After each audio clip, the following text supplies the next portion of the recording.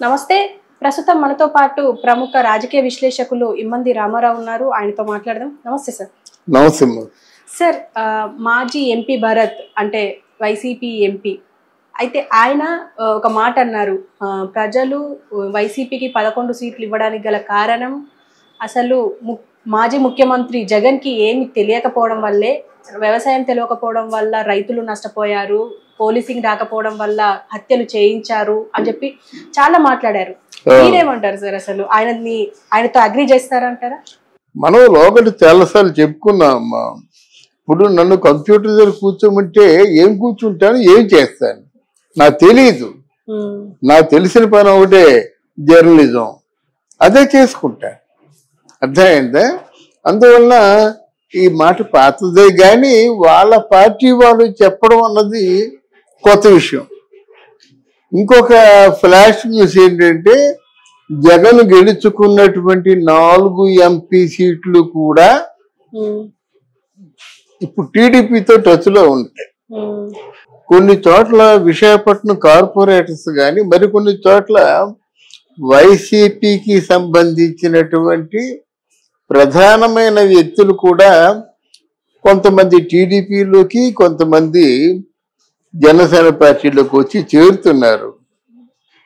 Jaganmohan Reddy failure కి పెద్ద కారణం ఏమిటంటే, జగన్మోహన్ రెడ్డి గారిలో కుట్రపూరితమైన ఆలోచనలు, ఆయనకి కుట్రపూరితమైన ఆలోచనలు ఉన్నాయి. ఫర్ ఎగ్జాంపుల్, అక్కడ వినుకొండలో ఎవరో చనిపోయినారు, ఒక ముస్లిం యువకుడు, చంపిన వాడు కూడా ముస్లిం యువకుడు. వెంటనే పరిగెత్తుకుంటూ వెళ్ళి జనాలు పోగేసుకొని అక్కడ పెద్ద రాజకీయ సభనే పెట్టాడు. ఓదార్పు కోసం వెళ్ళి, బహుశా ఇదే మొట్టమొదటి ఓదార్పు అనుకుంటాను. ఎక్కడైనా ఓదార్పు ఎలా ఉంటుందమ్మా, రెండో వాళ్ళకి తెలియకుండా వెళ్ళి నీకెందుకమ్మా, మీ కుటుంబానికి అండగా ఉంటానని ఎవరు వినకుండా చెప్పొచ్చేస్తారన్నమాట. అలా కాకుండా వేలాది మంది జనాన్ని కూడా వేసుకొని వాళ్ళ ముందు పెద్ద మీటింగ్ పెట్టి, అప్పుడే 35 రోజులు అవ్వలేదు ప్రమాణ స్వీకారం చేసి, ఆల్మోస్ట్ చంద్రబాబు నాయుడు గారి తాలూకు పార్టీలో ఉన్నటువంటి లోపాలు అన్నీ చెప్పేశాడు. అతను శుద్ధ దండగా మీరు చంద్రబాబు నాయుడిని ఎంపీ చేసుకోవడం అని చెప్పాడు. ప్రజలు గమనిస్తున్నారు. 35 రోజుల్లో ఎంత డెవలప్ చేశారు వాళ్ళు. అక్కడ భోగాపురం ఇంటర్నేషనల్ ఎయిర్పోర్టు, కుప్పంలో ఒక ఎయిర్పోర్టు, శ్రీకాకుళంలో ఎయిర్పోర్టు, మచిలీపట్నంలో refinery project, oil refinery project, అన్నా క్యాంటీన్లు, ఎన్ని అప్పుడే పెన్షన్లు ఇచ్చేశారు. మిగతా వికలాంగులకు కూడా పెన్షన్ ఇచ్చారు. ఇప్పుడు అమ్మకు 100 ఎందుకు ఇవ్వలేదు అని అడుగుతారు. వాళ్ళు ఇష్టమయ్యా ఇస్తారు. అసలు నువ్వు 5 సంవత్సరాలు కూడా జనం ముఖం చూడలేదు కదా. నీకు అడిగే హక్కు ఎక్కడిది? నీ పార్టీలో నీ వెనక ఎవరున్నారు? ఎవరు లేరు కదా. ఉన్నవాళ్ళు కాస్త వెళ్ళిపోవడం సిద్ధంగా ఉన్నారు. ఎప్పుడోసారి వెళ్ళిపోతారు, లేకపోతే నీ వెంట కూర్చుంటారా? నీకు అన్ని పనికొచ్చే ఆలోచనలు కాదు. ఆలు లేదు, చూరు లేదు, కొడుకు పేరు సోమనంగా ఉన్నట్టు. అప్పుడే ఈయనేమో ఢిల్లీలో ధర్నా చేస్తాడు. ఏమనుకొని చేస్తాడు, ఏమి చేస్తాడు? అలాగైతే నువ్వు పరిపాలిస్తున్న సందర్భంలో ప్రతి వారం కూడా ఒక ధర్నా చేయవలసిన అవసరం తెలుగుదేశం పార్టీకి ఉండేది. వాళ్ళు చేయలేదు కదా. వాళ్ళు రాజకీయంలాగా చూశారు. నువ్వు రాజకీయాన్ని కుట్రపూరితమైన వాతావరణంలో చూస్తున్నావు.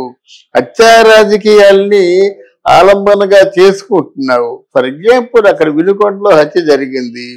అది వాళ్ళు ముస్లిం యువకుడే చెప్పారు. మొత్తం ఆ వివరాలన్నీ కూడా చెప్పేశాడనమాట. వాళ్ళు ఎప్పుడో ఎక్కడో ఉన్న ఆర్డీలో కొట్టుకున్నారట బీరు బాటిల్స్తో. ఆ కుటుంబ వర్గ కలహాలు ఉన్నాయి, కుటుంబం తాలూకు కలహాలు బాగా ఉన్నాయి. వాళ్ళకి మధ్యనటువంటి ఆ సంఘర్షణలో మనిషి పోయినాడు. రషీద్ పేరుంది. అయితే ఒకవేళ ఒక 10 నిమిషాలు ఆలస్యం అయినట్టయితే వాళ్ళు చచ్చిపోయేవారు కదా. ఇప్పుడు పాత పగలు ఉన్న వాళ్ళు ఏం చేస్తారంటే, అవసరాని కోసం ఎదురు చూస్తారు. ఏమో ఆ విధంగా అయితే నువ్వే పురుగొల్పొచ్చు కదా అని అనుకోవచ్చు. కానీ అది చాలా నీచమైన ఆలోచన. మనకు రాకూడదు అలాంటి ఆలోచనలు. కానీ నువ్వేం చేస్తున్నావు? చనిపోయిన వ్యక్తిని ఓదార్చడానికి వెళ్ళి వేలాది మంది మనుషులు పోగేసుకొని లక్షలాది రూపాయలు ఖర్చు పెట్టి ఒక పెద్ద మీటింగ్ పెట్టావు. అందువల్ల ఆ భరత్ అనే మాటలు కరెక్టే. ఎంతవరకు కరెక్ట్ అంటే నీకు పరిపాలన చేత కాదు కనుక ముందు విజయసాయి రెడ్డి పెట్టుకున్నావు. అది కాదు, అది కరెక్ట్ కాదు అని చెప్పి సజ్జల రామకృష్ణారెడ్డి పెట్టుకున్నావు. అంటే మనం ఒక కుటుంబంలో ఉన్నప్పుడు నలుగురిని నెగబుచ్చాం. ఒక కుటుంబంలో ఉన్న వాళ్ళమే. కొంచెం పెద్ద పొజిషన్ ఉందనుకోండి, ఎక్కడో ఒక తోట ఉందంటే అక్కడ తోట పాలు పెట్టుకుంటాను, పండించుకుని తినరా అంటాం ఫర్ ఎగ్జాంపుల్. ఇంకొకటి తోట ఉన్నట్టయితే ఇంకొకరిని పెట్టుకుంటా, రే నువ్వు నెలకింత తీసుకోరా అంటాం. ఎందుకంటే మన ప్రాపర్టీస్. నీ ప్రాపర్టీ ఏమిటి? ఆంధ్రదేశం. ఆంధ్రదేశాన్ని ఎలా కాపాడుకోవాలి? నగరాలను ఎలా కాపాడుకోవాలి? గ్రామీణ ప్రాంతాన్ని ఎలా కాపాడుకోవాలి? వైద్యం సక్రమంగా అందుతుందా లేదా? విద్యా విధానం సక్రమంగా కొనసాగుతుందా లేదా? మీ తాగునీరు బాగా వస్తుంది లేదా? అలాగే కరెంట్ ఉత్పత్తులు బాగా ఉన్నాయా? కటింగ్స్ ఉన్నాయా? వీటి మీద చిన్నపిల్లలంటే చెప్తారు. మరి నువ్వు పూర్తిగా తాడేపల్లి ప్యాలెస్ లో పడుకొని ఇప్పుడు వచ్చి నువ్వు గోల పెడతావా?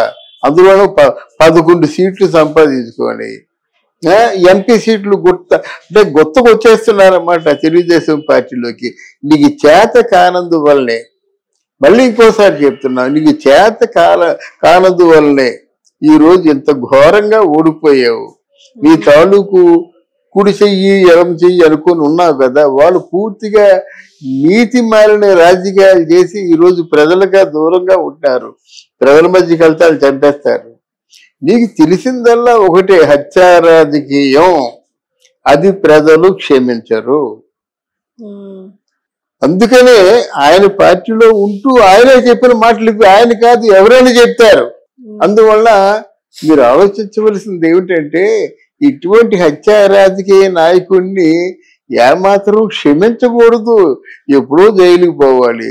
వీళ్ళ అసమర్థత ఏమిటో మరి తెలియదు, కానీ తగిన సమయం కోసం ఎదురు చూస్తున్నాము అని అంటారు. కానీ ఎందుకు సమాజానికి చెడు పురుగులు లాంటి వాళ్ళని, సమాజాన్ని విచ్ఛిన్నం చేసిన వాళ్ళని, ప్రజల్ని పూర్తిగా అణగదొక్కేసిన వాళ్ళని, ప్రజలు రేపనే భవిష్యత్తులు లేకుండా చేసిన వాళ్ళ మీద ఇంకా ఎందుకు క్షమ? సొంత పార్టీ వాళ్ళే, అంటే సొంత పార్టీ అతనే ఇప్పుడు మాట్లాడాల్సి వచ్చింది అంటే వ్యతిరేకంగా. అంటే రేపు ఇంకా ముఖ్యమైన మంత్రులు బయటకు వచ్చే అవకాశం ఉందంటారా? లేదమ్మా, సొంత పార్టీ అంటే ఆయన ఎంపీ కదా. వైసీపీ పార్టీలో ఉన్న లేటెస్ట్ న్యూస్ ఇది. వైసీపీ పార్టీలో ఉన్న 4 ఎంపీలు కూడా తెలుగుదేశం పార్టీలో చేరిపోతున్నారు. ఎందుకు చేరిపోతున్నారంటే కోట్లు ఖర్చు పెట్టారు. తెలుగుదేశం పార్టీలో ఉన్నట్టయితే ఏదో రాజ్యసభ పంపిస్తారనో, ఏదైనా ఒక నామినేటెడ్ పోస్టు, ఏదో పార్టీ వ్యవహారాల్లో లేకపోతే నామినేటెడ్ పోస్ట్ ఇవ్వడం, లేదా రాజ్యసభకి ఇవ్వడం, ఏదో చేస్తారు. మొత్తానికి తీసుకున్న వాళ్ళు, వచ్చిన వాళ్ళు మౌనంగా వచ్చారు కదా. వచ్చేవారు బాబు ఇట్లాంటి నిరాధారమైన పరిస్థితుల్లో ఉన్నా మాకేం చేస్తామని అంటారు. సరే నీకు ఇస్తా, నీకు ఈ విధంగా అవకాశం కల్పిస్తాను, తొందరపడకని వీళ్ళంటారు. ఈ రెండూ లేకుండా వచ్చి కూర్చునిపోరు కదా. దానికి అంటే అంటే శ్రీకారం చుట్టినట్టుగా ఈ భరత్ ప్రకటించారన్నమాట. మరి వైఎస్ జగన్మోహన్ రెడ్డి మీద జరపడకంట ఏమీ లేకుండా వచ్చి కలిసిపోరు కదా.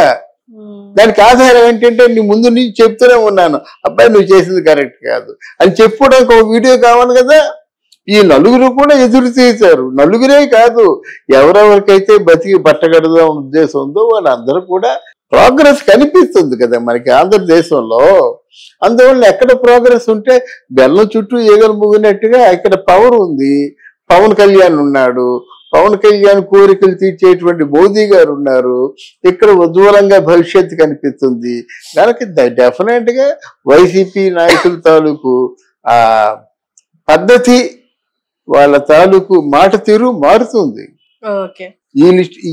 ఈ లిస్ట్ లో బొత్స సత్యనారాయణ ఉన్నాడు, పెద్దిరెడ్డి రామచంద్రారెడ్డి ఉన్నాడు, రోజా ఉంది, ఇంకా చాలా మంది ఉన్నారు.